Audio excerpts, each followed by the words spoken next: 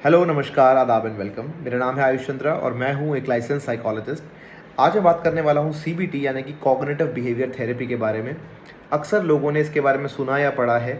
अगर आपने थोड़ी भी मेंटल हेल्थ की जानकारी जानने की, प्राप्त करने की कोशिश की होगी तो मैं भी कई बार इसके बारे में बात करता रहता हूँ। सीबीटी एक साइंटिफिक तरीका है, एविडेंस बेस्ड तरीका है कई सारी मेंटल प्रॉब्लम्स के लिए, और कई सालों से इसके ऊपर रिसर्चेज हुए हैं और बहुत ही बेहतरीन रिजल्ट्स आए हैं। कई रिसर्चेज में मेडिसिन के जितना ही इफेक्टिव देखा गया है सीबीटी को भी। सीबीटी थेरेपी करने का तरीका है, एक टेक्निक है, एक टूल है, एक जीवन जीने की फिलॉसफी है। एक तरह से देखा जाए तो मैं तो इसको ऐसे ही मानता हूँ, और मैं सीबीटी के द्वारा ही जीवन को व्यतीत भी करता हूँ अपने, इसलिए मैं अपनी मेंटल हेल्थ को भी अच्छा रख पाता हूँ। सीबीटी क्या करता है, इसमें ऐसा क्या है? सीबीटी ये बोलता है कि आपके जो नेगेटिव थॉट्स हैं वो आपको लगता है ट्रिगर से आ रहे हैं, कोई पर्टिकुलर ट्रिगर है जिसकी वजह से आपको नेगेटिव थॉट आ रहे हैं, जैसे कि डेथ, एक्सीडेंट या कोई प्लेस, कोई पर्सन, कोई ऑब्जेक्ट, किसी चीज़ की वजह से आपको नेगेटिव थॉट आ रहे हैं। लेकिन इस थॉट के आने के बाद जो आपको एंग्जाइटी होती है ना, आप उसको बचने के लिए, उस एंग्जाइटी को ख़त्म करने के लिए, बॉडी या ब्रेन को रिलैक्स करने के लिए आप भागते हो, आप अवॉइड करते हो चीज़ों को, या कंपल्शंस करते हो, ऐसी चीज़ें करते हो जिससे आपको रिलैक्सेशन मिले।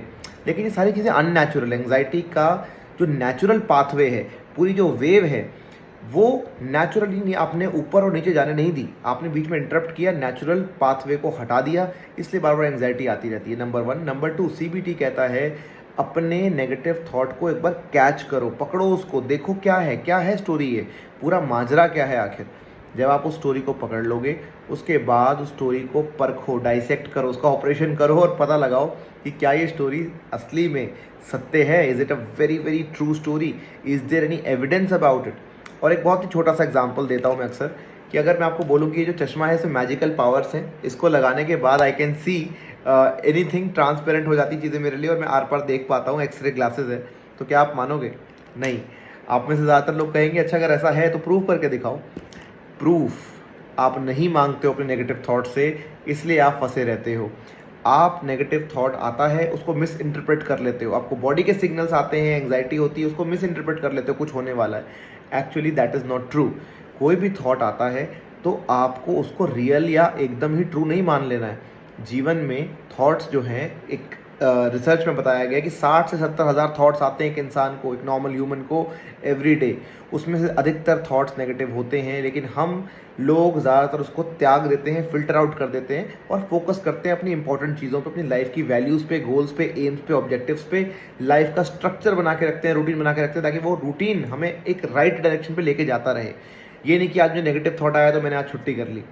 तो थॉट्स के आने और थॉट्स के इंटरप्रिटेशन दो अलग चीज़ें हैं। तो सीबीटी कहता है थॉट्स को पकड़ो, उसको डाइसेक्ट करो, उसको परखो कि क्या ये ट्रू है या मुझे बस आ गया, ऐसा लग रहा है मुझे।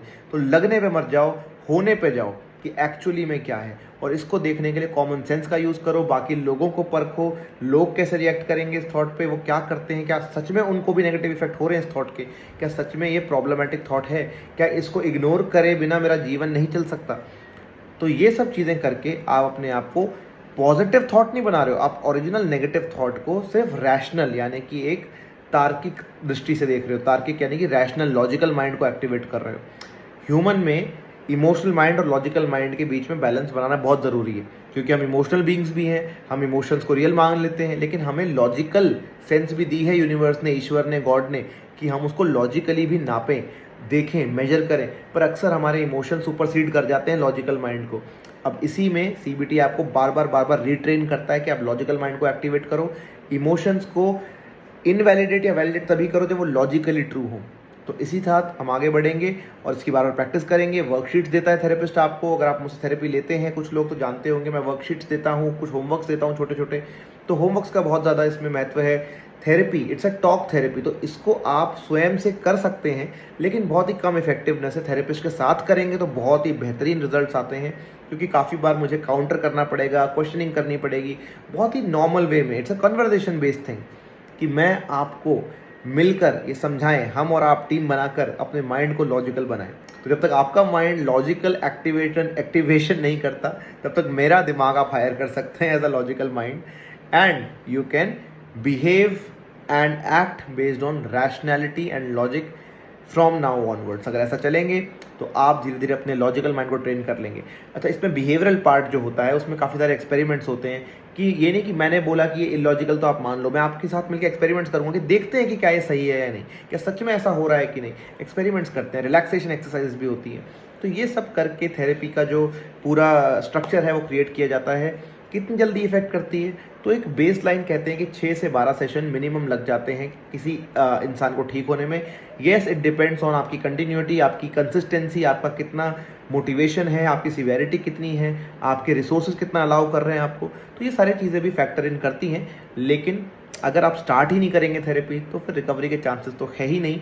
जिस तरीके से आप चल रहे हैं सफरिंग चलती रहेगी और फिर ज़िंदगी बहुत ही रंगहीन लगेगी, नॉट रंगीन।